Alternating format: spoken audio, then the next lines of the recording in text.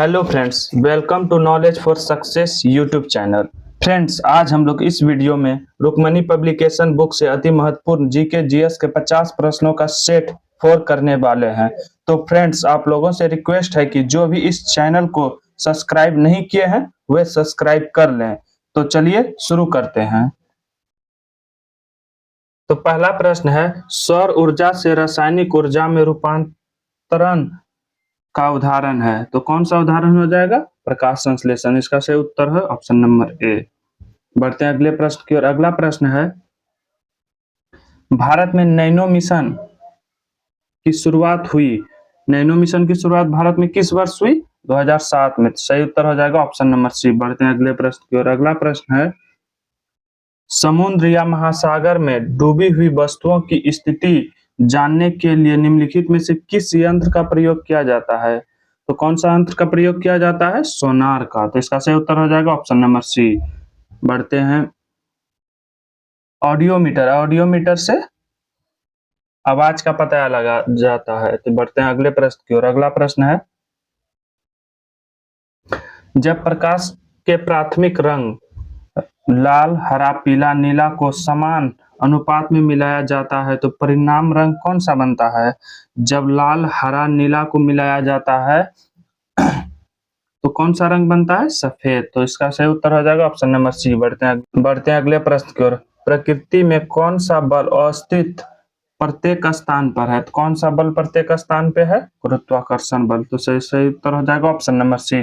बढ़ते हैं अगले प्रश्न की ओर। अगला प्रश्न है, किस वर्ग के पौधे में पानी और अन्य पदार्थों के संवहन के लिए संवहन उत्तक जाइलम और फ्लोएम पाए जाते हैं? तो किस में पाए जाते हैं? कौन से वर्ग में यह पाए जाते हैं? टेरिडोफाइटा में। तो इसका सही उत्तर हो जाएगा ऑप्शन नंबर सी। बढ़ते हैं अगले प्रश्न की ओर। अगला प्रश्न है, कौन सी स्तनपायी जंतु है जो शिशुओं को जन्म न देकर अंडा देती है? तो कौन सा हो जाएगा? इक्कीडाना और प्लेटिपस। तो इसका सही उत्तर हो जाएगा ऑप्शन नंबर डी। बढ़ते हैं अगले प्रश्न की ओर। अगला प्रश्न है, लाइसोसोम आत्महत्या का थैला है क्योंकि इसमें क्या पाया जाता है? तो इसमें पाया जाता है जल अपघटक एंजाइम। तो इसका सही उत्तर हो जाएगा ऑप्शन नंबर डी। बढ़ते हैं अगले प्रश्न की ओर। अगला प्रश्न है, मानव शरीर में मौजूद निम्नलिखित कोशिकाओं में से किसमें माइटोकॉन्ड्रिया नहीं पाया जाता? किसमें माइटोकॉन्ड्रिया नहीं पाया जाता ये पूछा है। तो किसमें नहीं पाया जाता है? लाल रक्त कोशिकाओं में माइटोकॉन्ड्रिया नहीं पाया जाता है। तो इसका सही उत्तर हो जाएगा ऑप्शन नंबर ए। बढ़ते हैं अगले प्रश्न की ओर। अगला प्रश्न है, यूजेनिक्स किसके अध्ययन से संबंधित है? यूजेनिक्स किसके अध्ययन से संबंधित है? यह हो जाएगा अनुवांशिक अपघटकों में फेरबदलाव के कारण मनुष्य में हुए परिवर्तन को। तो इसको कहते हैं यूजेनिक्स। तो इसका सही उत्तर हो जाएगा ऑप्शन नंबर डी। बढ़ते हैं अगले प्रश्न की ओर। अगला प्रश्न है, डाउन सिंड्रोम से ग्रसित व्यक्तियों में निम्नलिखित में से कौन सा रोग सर्वाधिक होता है? तो कौन सा रोग होता है? अल्जाइमर। तो सही उत्तर हो जाएगा ऑप्शन नंबर सी। बढ़ते हैं अगले प्रश्न की ओर। अगला प्रश्न है,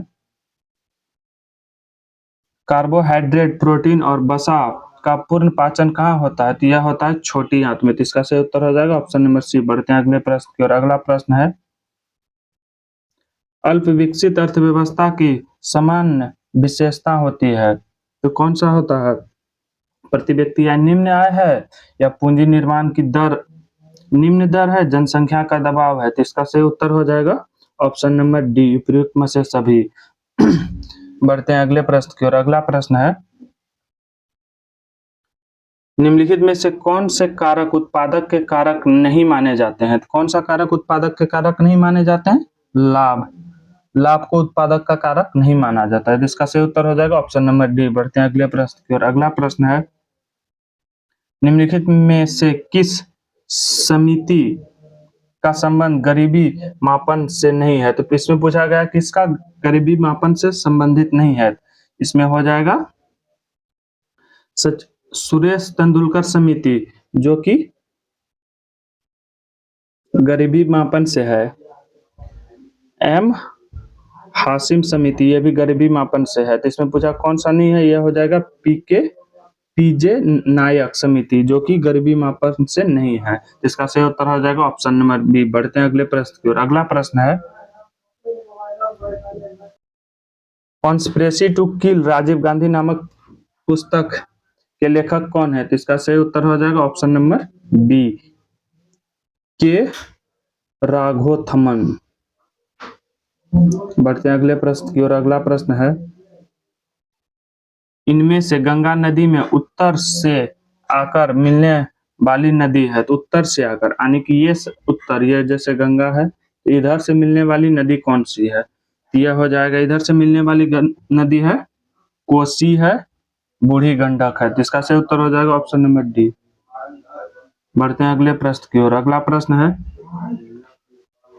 संयुक्त राष्ट्र प्रत्येक वर्ष किस दिन को अंतरराष्ट्रीय गुलामी उन्मूलन दिवस मनाया जाता है? तो इसका सही उत्तर हो जाएगा 2 दिसंबर। तो इसका सही उत्तर है ऑप्शन नंबर ए। बढ़ते हैं अगले प्रश्न की ओर। अगला प्रश्न है, उपन्यास दुर्गेश नंदिनी के लेखक निम्नलिखित में से कौन है? उपन्यास दुर्गेश नंदिनी के लेखक कौन है? इसका सही उत्तर हो जाएगा बंकिम चंद्र चटर्जी। बढ़ते हैं अगले प्रश्न की ओर। अगला प्रश्न है, निम्नलिखित में से किसे चालकोलिथिक युग भी कहा जाता है? तो किसे कहा जाता है? ताम्रपाषाण युग को। तो इसका सही उत्तर हो जाएगा ऑप्शन नंबर सी। बढ़ते हैं अगले प्रश्न की ओर। अगला प्रश्न है, मौर्य वंश के पश्चात किस वंश का राज स्थापित हुआ था? मौर्य वंश के पश्चात किस वंश का राज्य स्थापित हुआ था? तो मौर्य वंश के बाद आया था शुंग वंश। तो इसका सही उत्तर हो जाएगा ऑप्शन नंबर सी। बढ़ते हैं अगले प्रश्न की ओर। अगला प्रश्न है, निम्नलिखित में से किस सुल्तान से निजामुद्दीन औलिया ने भेंट करने से इनकार कर दिया गया था? तो किसने किया था? अलाउद्दीन खिलजी ने। तो इसका सही उत्तर हो जाएगा ऑप्शन नंबर बी। बढ़ते हैं अगले प्रश्न की ओर। अगला प्रश्न है, जयप्रकाश नारायण निम्नलिखित में से किस आंदोलन से संबंधित है? जयप्रकाश नारायण किस आंदोलन से संबंधित है? यह है भारत छोड़ो आंदोलन 1942 से। इसका सही उत्तर हो जाएगा ऑप्शन नंबर डी। बढ़ते हैं अगले प्रश्न की ओर। अगला प्रश्न है, अशोक के शासन काल में बौद्ध सभा किस नगर में आयोजित की गई थी? तो अशोक के काल में बौद्ध सभा का आयोजन पाटलिपुत्र में किया गया था। इसका सही उत्तर हो जाएगा ऑप्शन नंबर सी। बढ़ते हैं अगले प्रश्न की ओर। अगला प्रश्न है, गौतम बुद्ध को एक देवता का स्थान किस राजा के शासन काल में प्राप्त हुआ था? तो गौतम बुद्ध को देवता का स्थान किस राजा के शासन काल में प्राप्त हुआ था? कनिष्क के। तो इसका सही उत्तर हो जाएगा ऑप्शन नंबर सी। बढ़ते हैं अगले प्रश्न की ओर। अगला प्रश्न है, निम्नलिखित में से किसने सिविल सेवा परीक्षाओं में प्रवेश की अधिकतम आयु की सीमा 21 से घटाकर 19 वर्ष की कर दी थी? कौन क्या था? लॉर्ड लिटन। तो इसका सही उत्तर हो जाएगा ऑप्शन नंबर ए। बढ़ते हैं अगले प्रश्न की ओर। अगला प्रश्न है, सभी राज्यों के लिए उच्च न्यायालय की व्यवस्था होंगी संविधान के किस अनुच्छेद में वर्णित है? यह हो गया अनुच्छेद 214 में। तो इसका सही उत्तर हो जाएगा ऑप्शन नंबर बी। बढ़ते हैं अगले प्रश्न की ओर। अगला प्रश्न है, संविधान सभा द्वारा राष्ट्रमंडल में भारत के सदस्यता का स्थापन कब किया गया था? यह किया गया था मई 1949 ईस्वी को। तो इसका सही उत्तर हो जाएगा ऑप्शन नंबर ए। बढ़ते हैं अगले प्रश्न की ओर। अगला प्रश्न है, भारत में क्षेत्रीय परिषद के संदर्भ में निम्नलिखित में से कौन सा कथन सही है? तो पूछा है कौन सा कथन सही है? परिषदें भारतीय संघ व्यवस्था के उपसंघीय सूत्र के रूप में कार्यरत हैं। तो यह सही है। परिषदें भारतीय संघ व्यवस्था में राज्य के मध्य सहयोग एवं एकीकरण का मार्ग प्रशस्त करती है। तो यह भी सही है। तो इसका सही उत्तर हो जाएगा ऑप्शन नंबर सी। बढ़ते हैं अगले प्रश्न की ओर। अगला प्रश्न है, राज्य पुनर्गठन आयोग के अध्यक्ष कौन थे? तो इसका कौन था? फजल अली। सही उत्तर हो जाएगा ऑप्शन नंबर ए। बढ़ते हैं अगले प्रश्न की ओर। अगला प्रश्न है, निम्नलिखित में से कौन सा कथन गलत है? जिसमें पूछा है कौन सा कथन गलत है? 3 प्रधानमंत्री की मृत्यु उनकी पदावधि के दौरान हो गई थी। हाँ, यह सही है। मोरारजी देसाई सबसे अधिक उम्र के प्रधानमंत्री बने थे, तो ये भी सही है। कैबिनेट मंत्री में सबसे बड़ा कार्यालय जगजीवन राम का रहा, यह भी सही है। मंत्रिमंडल सचिवालय का प्रशासनिक प्रमुख प्रधानमंत्री होता है, नहीं, यह प्रधानमंत्री नहीं होता है, तो इसका सही उत्तर हो जाएगा। इसमें पूछा कौन सा कथन गलत है, तो इसका सही उत्तर हो जाएगा ऑप्शन नंबर डी। बढ़ते हैं अगले प्रश्न की ओर। अगला प्रश्न है, वायु के क्षैतिज संचलन के ताप का हस्तांतरण क्या कहलाता है, तो यह कहलाता है अभिवहन, तो इसका सही उत्तर हो जाएगा ऑप्शन नंबर सी। बढ़ते हैं अगले प्रश्न की ओर। अगला प्रश्न है, निम्नलिखित में से कौन सा कथन पार्थिव विकिरण से संबंध में सही है, तो इसमें पूछा है कौन सा कथन पार्थिव विकिरण के संबंध में सही है, तो इसमें हो जाएगा पृथ्वी द्वारा उत्सर्जित दीर्घ तरंग ऊर्जा से वायुमंडल को नीचे से गर्म करता है, जो कि सही स्टेटमेंट है, तो इसका सही उत्तर हो जाएगा ऑप्शन नंबर बी। बढ़ते हैं अगले प्रश्न की ओर। अगला प्रश्न है, अफ्रीका के उष्णकटिबंधीय घास के मैदान को किस नाम से जाना जाता है, तो अफ्रीका के उष्णकटिबंधीय घास के मैदान को सवाना के नाम से जाना जाता है। डाउन्स कहाँ पाया जाता है, ऑस्ट्रेलिया में।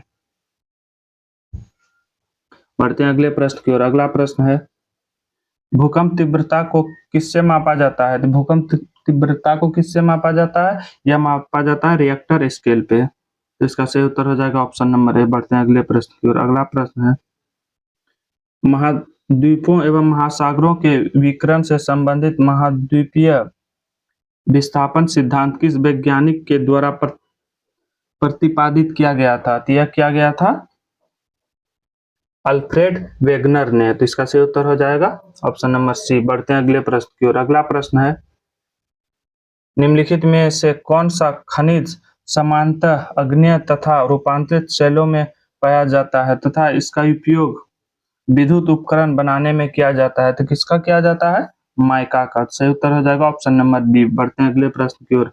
अगला प्रश्न है, चलवासी पशुचर पद्धति भारत के किन राज्यों में प्रचलित है, इसमें पूछा है चलवासी पशुचरण पद्धति भारत के किस राज्यों में प्रचलित है, तो इसका सही उत्तर हो जाएगा ऑप्शन नंबर ए, राजस्थान में।